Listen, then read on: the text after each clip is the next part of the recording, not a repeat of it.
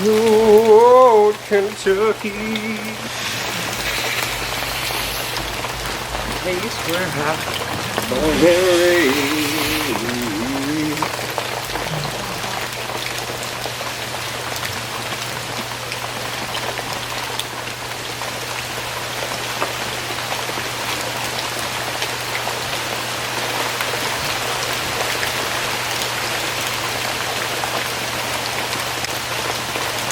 Hi, my name's John Paul, and I get the scraps of life.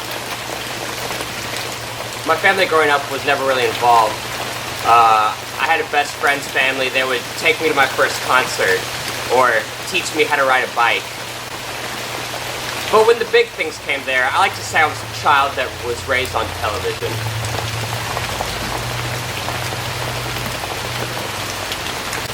Hi, my name's John Paul, and I get the scraps of life.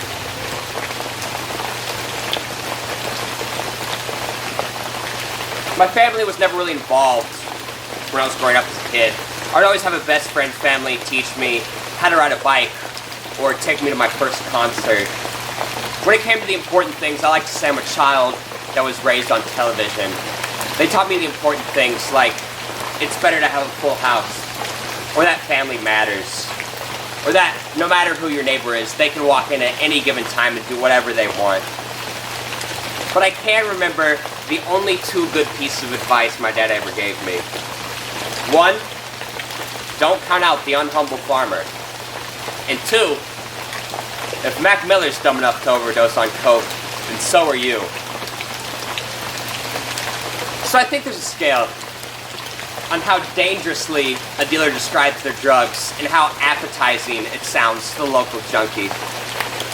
So they're selling you the drugs, and they go, this weed, it'll leave you coughing all night. And you go, oh my god, coughing? All night? I'd love to. Destroyed lungs? Yes. And his friend in the back goes, oh y'all bitches wanna pop some Molly? Well my Molly pops bitches. And your girlfriend who's already had a little too much to drink goes, well call me a fucking weasel, I'm popping it. You know what they said to Mac Miller, don't you? This coke, it'll kill you.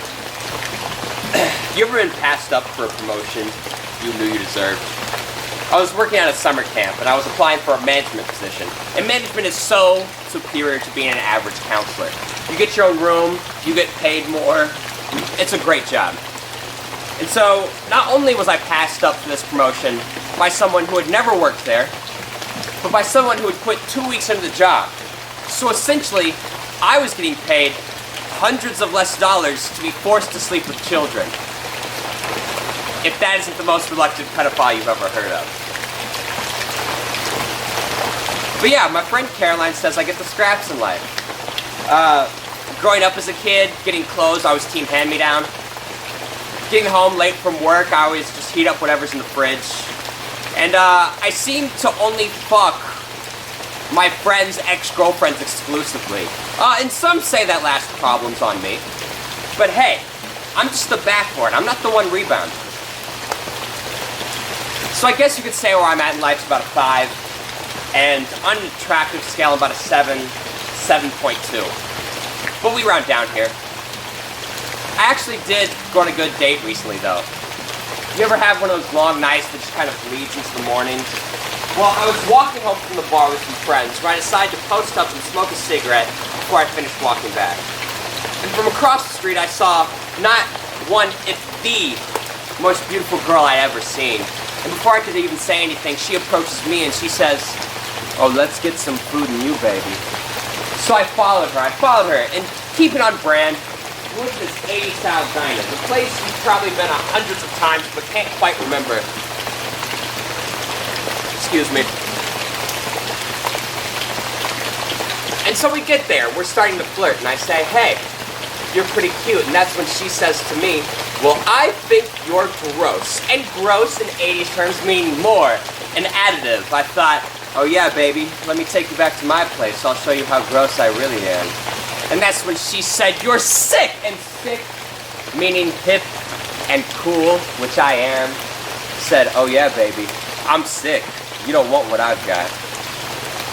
So she proceeds to throw coffee in my face, slam money down on the table, and book it. And as the mixture of glucose and coffee grinds is searing my corneas, I come to the realization that she didn't think I was cute. She thought I was homeless. And she wasn't an 80s style girl bringing me to an 80s diner. She was a yoga teacher, bringing what she thought was a drunk homeless man to Waffle House for a warm meal where he proceeded to sexually assault her. But don't count out the unhumble farmer. It was a great date. I mean, hey, free food.